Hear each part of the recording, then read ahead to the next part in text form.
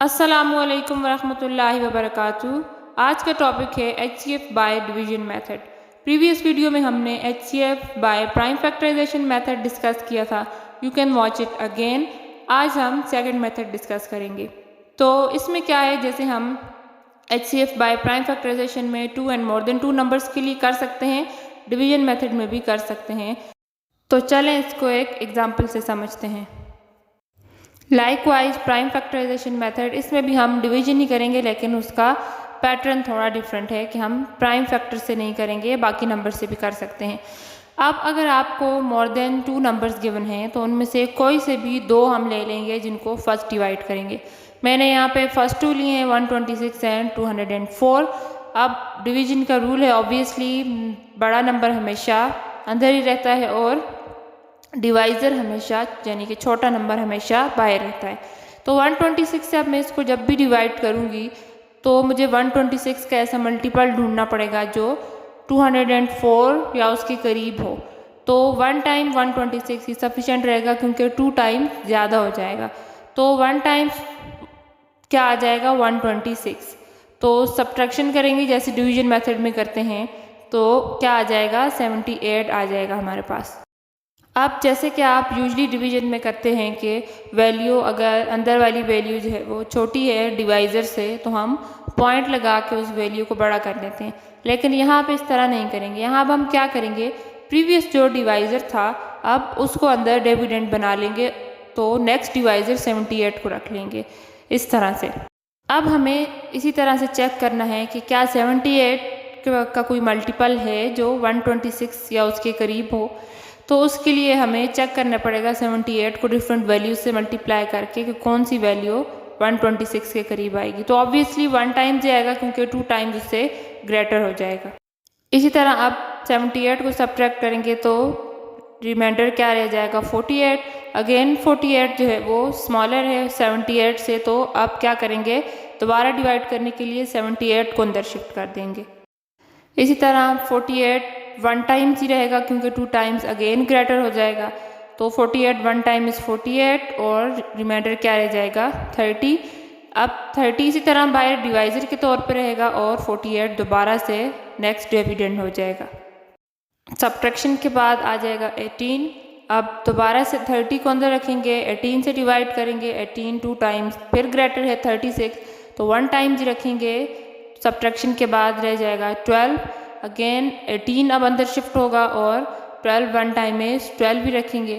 तो सब्ट्रैक्शन के बाद क्या रह गया, 6 एंड नेक्स्ट 12 अंदर शिफ्ट हो जाएगा, तो ये 6 से 12 कम्प्लीटली डिवाइड हो जाएगा। 2 टाइम्स 6 इज़ 12। अब लास्ट डिवाइज़र जो हमारे पास आया है वो क्या है, 6, यानी कि वो आखिरी वैल्यू जिससे ये वैल्यू नंबर डिवाइड हुआ है, तो वो क्या है, 6। अगर सिर्फ 2 ही वैल्यूज़ का HCF फाइंड आउट करना हो तो जो लास्ट डिवाइज़र होगा वो आंसर होगा, यानी कि वो HCF होगा। लेकिन यहाँ पे हमारे पास थर्ड वैल्यू भी एक है, तो अब क्या करेंगे, जो लास्ट डिवाइज़र है उससे थर्ड वैल्यू जो रिमेनिंग वैल्यू रहती है उसको डिवाइड कर लेंगे। इसी तरह से अगर वो इससे ग्रेटर है तो जाहिर सी बात है वो अंदर आएगी और ये डिवाइज़र के तौर पर यूज़ होगा। अब लास्ट जो वैल्यू थी 180, 6 से उसको डिवाइड किया तो वो कम्प्लीटली फर्स्ट स्टेप में ही डिवाइड होगी। 30 टाइम्स 6 इज़ 180। तो अब अगर आप देखें इस पूरे प्रोसेस में सबसे आखिर में जो डिवाइज़र बचा वो कौन था, 6।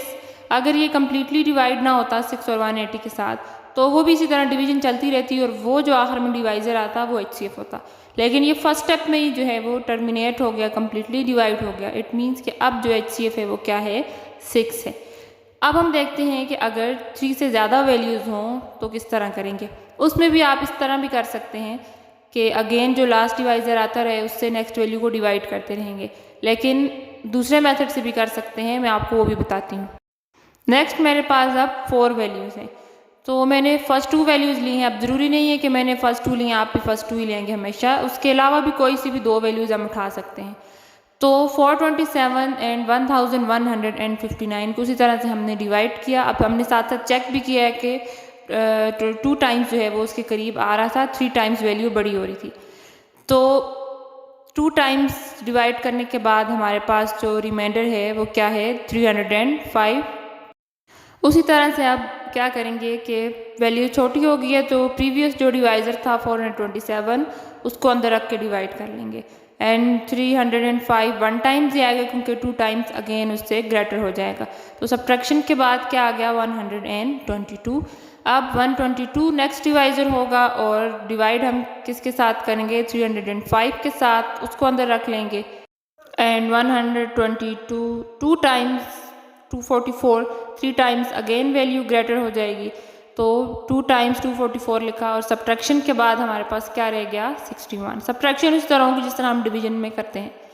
तो अब 61 को अगेन 122 के साथ डिवाइड करेंगे तो 2 टाइम्स ये यहाँ पे कम्प्लीटली डिवाइड हो जाएगा 122। अब हमारे पास जो फर्स्ट 2 वैल्यूज़ हैं उनका HCF तो क्या आ गया 61। अब हम देखते हैं जो नेक्स्ट 2 वैल्यूज़ हैं उनको अलग से डिवाइड करते हैं कि उनका HCF या उनका लास्ट डिवाइज़र क्या आएगा।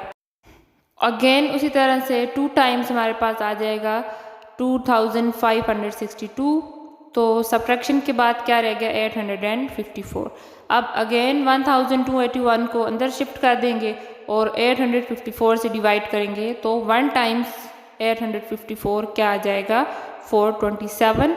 अब 427 बाहर रहेगा और 854 अंदर शिफ्ट होगा तो जिसको डिवाइड करेंगे तो यहाँ पे 2 टाइम्स कम्प्लीटली डिवाइड हो जाएगा। अब फर्स्ट जो वैल्यू थी उसका लास्ट डिवाइज़र यानी कि पहली 2 वैल्यूज़ का HCF क्या था 61 और जो नेक्स्ट 2 वैल्यूज़ थी उनका HCF क्या है हमारे पास 427। अब हमने क्या करना है कि एक्यूरेट जो फाइनल जो HCF होगा वो क्या होगा कि जो दोनों HCF आए हैं इनको आपस में डिवाइड कर लेंगे। यहाँ जो लास्ट डिवाइज़र बचेगा वो हमारा फाइनल HCF होगा इन चारों वैल्यूज़ का। तो देखते हैं वो क्या है। अब 61 और 427 को डिवाइड करें तो 7 टाइम्स ये फर्स्ट स्टेप में ही कम्प्लीटली डिवाइड हो गए। अब जो लास्ट डिवाइज़र यहाँ पे आया वो कौन सा है 61। तो इन चारों वैल्यूज़ का HCF क्या होगा 61, यानी कि ये हाईएस्ट कॉमन फैक्टर है, ये हाईएस्ट ऐसा नंबर है जो इन चारों को डिवाइड कर सकता है। तो इसके बाद ऐसा कोई नंबर नहीं है जो इन चारों को डिवाइड कर सके, ये इनका कॉमन फैक्टर है और हाईएस्ट कॉमन फैक्टर है।